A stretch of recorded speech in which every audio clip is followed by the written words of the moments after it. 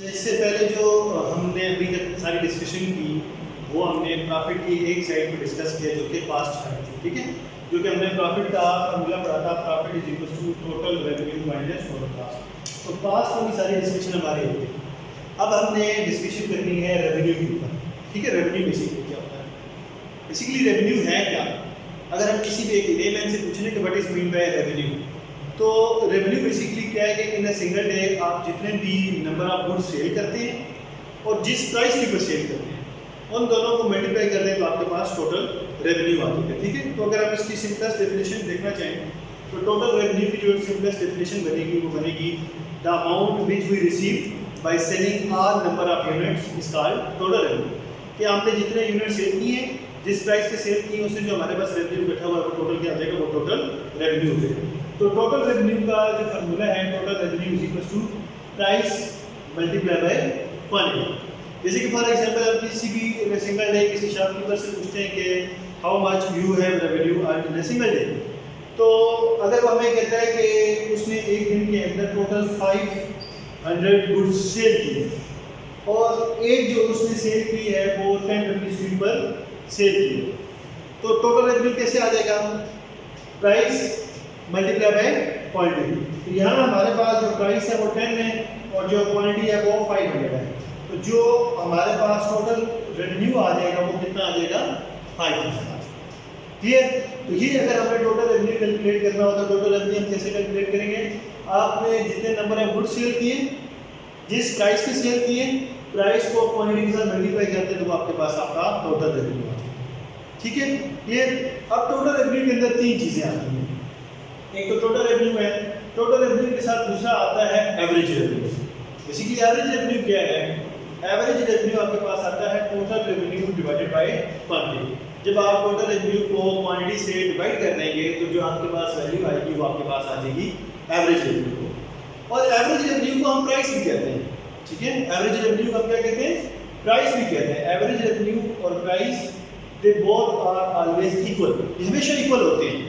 अब ये क्यों इक्वल होते हैं? इसका छोटा सा एक लाइन का सिंपल प्रूफ है। देखिए ये टोटल रेवेन्यू किस चीज की इक्वल है? टोटल रेवेन्यू का फॉर्मूला यहाँ पे लिखा हुआ है बोर्ड में, total revenue is equal to price multiply by quantity. तो average revenue is equal to total revenue divided by quantity. तो क्या मैं इस टोटल रेवेन्यू की जगह पे ये P मल्टीप्लाई बाय Q लिख सकता हूँ? एक ही बात है ना, क्योंकि total revenue price multiply by quantity है। तो मैं क्या करता हूँ कि average revenue is equal to total revenue की जगह पे मैं लिख रहा हूँ प्राइस मल्टीप्लाई बाय क्वांटिटी और ये वाली क्वांटिटी एज इट इज आ गई, ठीक है। तो अब ये Q इस Q से क्या हो गया? कैंसिल आउट हो गया। तो पीछे क्या रह गया है कि average revenue is equal to C। इसका मतलब ये है कि एवरेज रेवेन्यू और प्राइस ये दोनों हमेशा सेम आएंगे, इक्वल। क्लियर यहाँ तक? तो ये तो दूसरी चीज होगी रेवेन्यू वाली से। सबसे पहले हमने टोटल रेवेन्यू को डिस्कस किया, फिर हमने एवरेज रेवेन्यू को डिस्कस किया। एवरेज रेवेन्यू के अंदर जो थर्ड चीज है वो है हमारे पास मार्जिनल रेवेन्यू, ठीक है। जो थर्ड चीज है हमारे पास वो क्या है? MR यानी कि marginal revenue. Basically marginal revenue क्या होता है?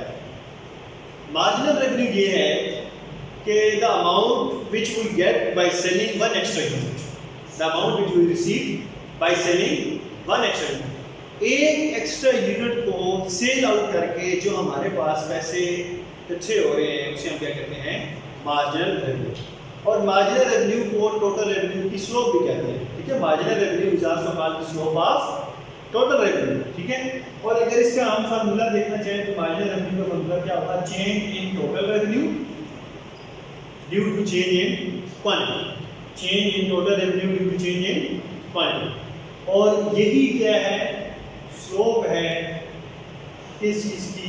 यानी कि टोटल रेवेन्यू की स्लोप ही मार्जिनल रेवेन्यू को कहते हैं। तो इस तरीके से ये तीन चीजें हैं हमारे पास टोटल रेवेन्यू वाली साइड। रेवेन्यू साइड की जब हम बात करेंगे तो तीन चीज़ों का पता होना चाहिए। एक टोटल रेवेन्यू क्या है, एवरेज रेवेन्यू क्या है और मार्जिनल रेवेन्यू क्या है। मार्जिनल रेवेन्यू बेसिकली क्या है कि एक एक्स्ट्रा यूनिट को सेल करके जो आपके पास रेवेन्यू इकट्ठा हो रहा है उसे हम क्या कहते हैं? Marginal revenue. जिसको अगर हम छोटा सी टेबल बना लेते हैं, यहाँ पे आपके पास क्वांटिटी है, ठीक है, यहाँ आपके पास प्राइस है और यहाँ आपके पास क्या है? Total revenue.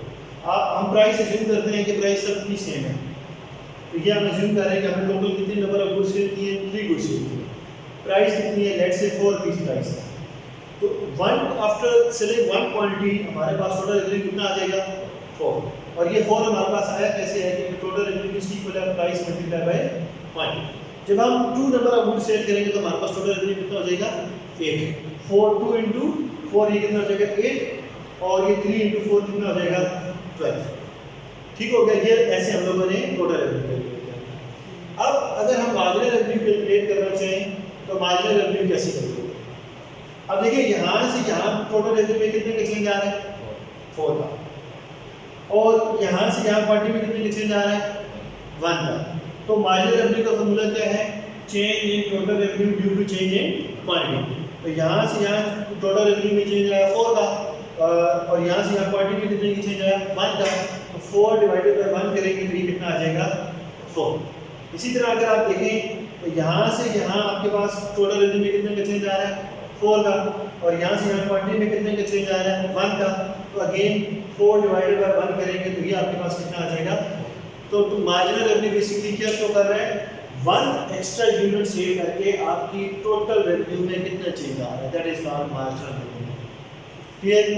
तो ये ऐसे अगर हमें कोई टेबल गिवन हो तो उस टेबल पे से हम ऐसे average revenue, marginal revenue, total revenue ये सारी चीज़ें हम लोग फाइंड आउट कर सकते हैं। ठीक है, यहाँ तक क्लियर? कोई क्वेश्चन किसी का? अब इसके बाद जो नेक्स्ट है हम ड्रा करते हैं टोटल रेवेन्यू का ग्राफ, और जैसे कि हमने टोटल कास्ट का ग्राफ ड्रा किया था, हमने 3 ग्राफ किए और हमने देखा कि इनमें से सही कौन सा वाला है। इसी तरीके से हम टोटल रेवेन्यू पे मल्टीपल ग्राफ्स ड्रा करते हैं और हम देखते हैं कि इनमें से सही कौन सा वाला क्यों।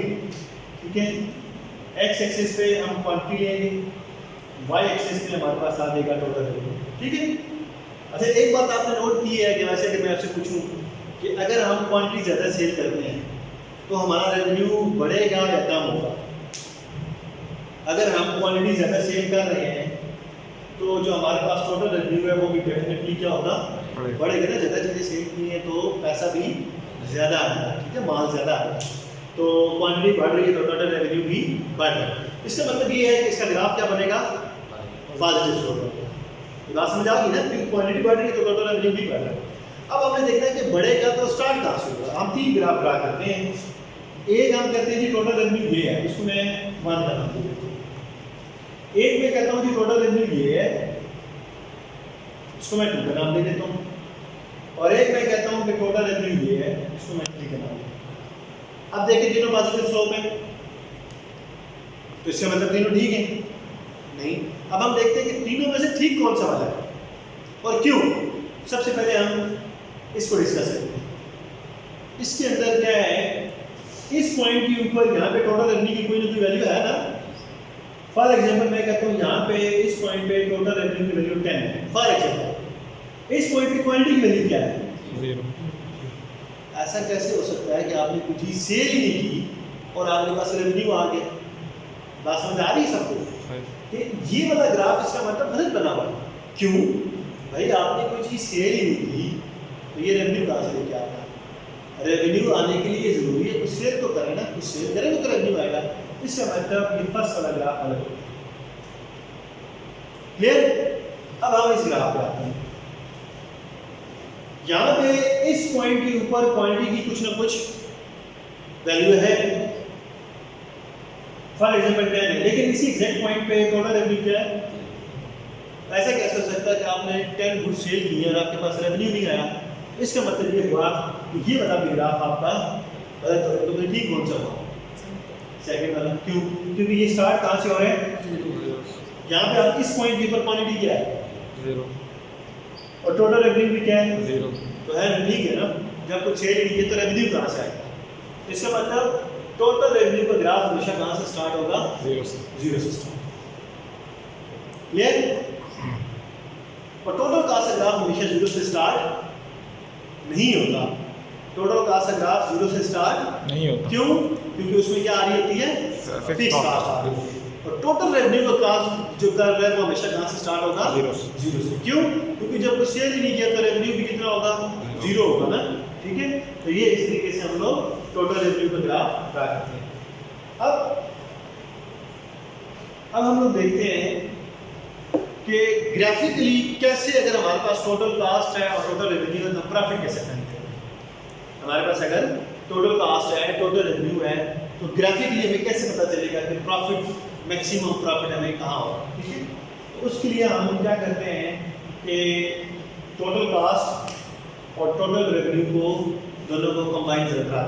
ठीक है, जैसे कि फॉर एग्जांपल आगे देखें, ये ग्राफ किस चीज़ का है, ये ग्राफ मैंने किस चीज़ से ड्रा किया है, टोटल रेवेन्यू। आपको कैसे पता चला ये टोटल रेवेन्यू जीरो से स्टार्ट, ये जीरो से स्टार्ट।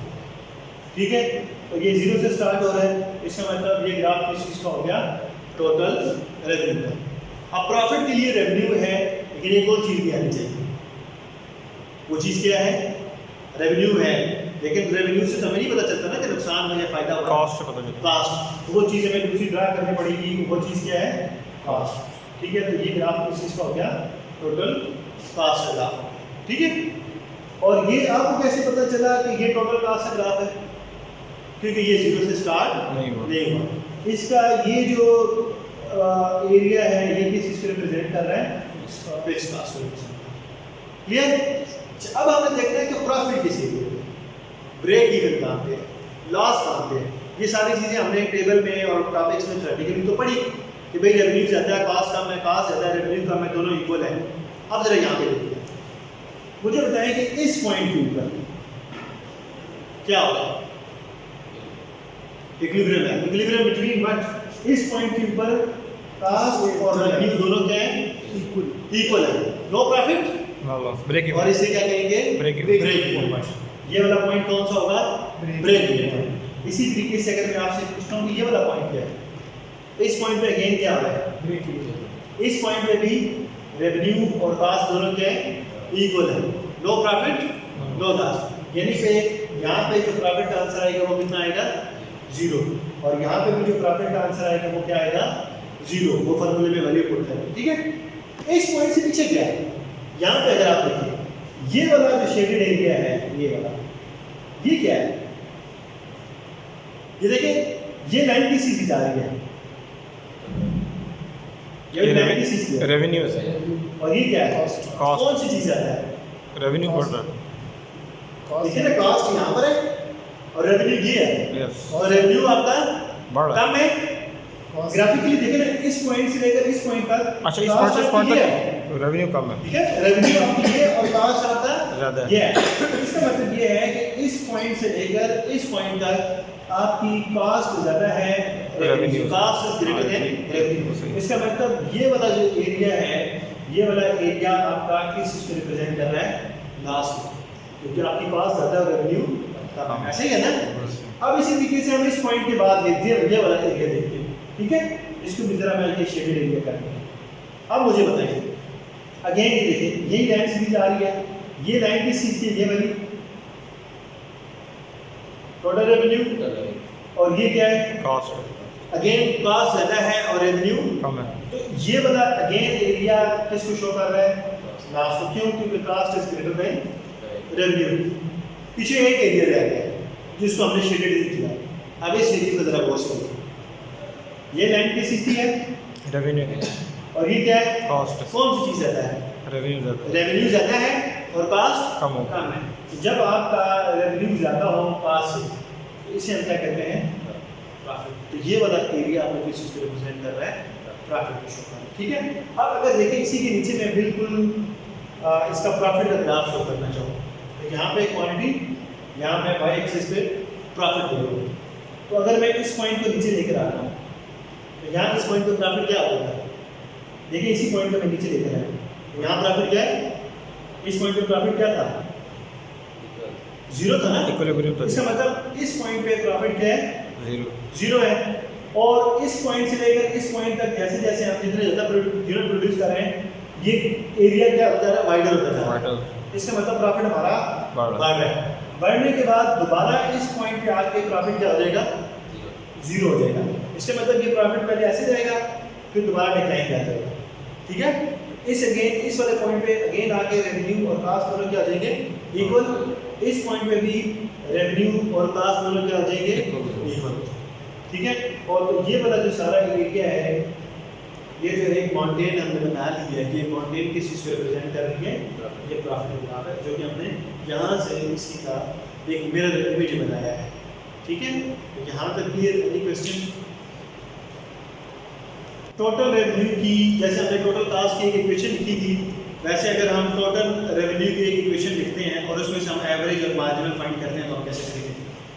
अब total revenue is equal to 40 plus 9Q plus 10Q²। अच्छा, हम ये बताएं क्या ये इक्वेशन ठीक लिखी हुई है या इसके अंदर कोई मसला है? ठीक है, अब देखिए, एक मैं मिसाल के तौर पे टोटल कास्ट की ये इक्वेशन लिखता हूँ 40 प्लस 100Q प्लस 9Q²। ठीक है, अब देखें कि अगर मैं यहाँ पे 0 पुट करता हूँ, Q में 0 ले रहा हूँ, क्वांटिटी 0 है, तो ये चीज़ क्या हो जाएगी? 0। ये भी चीज़ क्या हो जाएगी? पीछे आपके पास क्या रह जाएगा? 40। आप ये कहना चाह रहे हैं कि आपने कोई चीज़ सेल ही नहीं की और आपके पास रेवेन्यू कितना आ गया? 40। इसका मतलब क्या हुआ कि ये इक्वेशन गलत है। तो यहाँ से हमें ये बात समझनी नहीं है कि टोटल रेवेन्यू वाली इक्वेशन के अंदर कभी भी कांस्टेंट नंबर अकेला नहीं आ सकता। अगर वो आ रहा है तो इसका मतलब आप ये कहना चाह रहे हैं कि without selling any number of units you are getting some revenue. ऐसा कैसे हो सकता है? आपने कोई चीज़ सेल नहीं की और आपके पास रेवेन्यू आ रहा है। तो टोटल रेवेन्यू वाली इक्वेशन में टोटल एवरेज में आ सकता है, क्योंकि उसको हमने मल्टीप्लाई क्वांटिटी करना आता है तो वो आ जाता है, लेकिन टोटल रेवेन्यू वाली इक्वेशन के अंदर कभी भी कांस्टेंट नंबर अकेला नहीं है। अगर वो आ रहा है तो आप ये कहना चाह रहे हैं कि आपने कोई चीज़ सेल ही नहीं की और आपके पास रेवेन्यू आ रहा है। ऐसा कैसे होता है भाई? ठीक है, हाँ, टोटल कास्ट की इक्वेशन के अंदर ये मानने वाली बात है कि टोटल कास्ट की इक्वेशन के अंदर कांस्टेंट नंबर अकेला आ सकता है, और वो अगर आ रहा होता है तो किस चीज़ को रिप्रेजेंट कर रहा होता है? Fix cost. ठीक है, टोटल कास्ट के अंदर तो हम मानने को तैयार है, लेकिन टोटल रेवेन्यू के अंदर हम ये बात मानने को तैयार नहीं है कि आप कांस्टेंट नंबर अकेला लेके आ सकते हैं। ठीक है, तो अब हम देखते हैं अगर ये टोटल रेवेन्यू है तो इससे मार्जिनल रेवेन्यू। अच्छा, यहाँ पे कुछ चीज़ें हैं जो हम अपने नेक्स्ट लेक्चर्स के अंदर इंशाल्लाह डिस्कस करेंगे। जो टोटल रेवेन्यू का हमारे पास इक्वेशन फॉर्म होगा ना, उसका अगर हमने मार्जिनल फाइंड करना हो उसके लिए हम हमेशा उसका डेरिवेटिव लेते हैं। ठीक है, क्योंकि भी डेरिवेटिव का हमारा टॉपिक रहता है और डेरिवेटिव का लेक्चर हम इंशाल्लाह नेक्स्ट क्लास में देखेंगे। तो जब भी हमने इक्वेशन से मार्जिनल फाइंड करना है ना, हम हमेशा उस चीज़ को क्या करेंगे? डेरिवेटिव। ठीक है।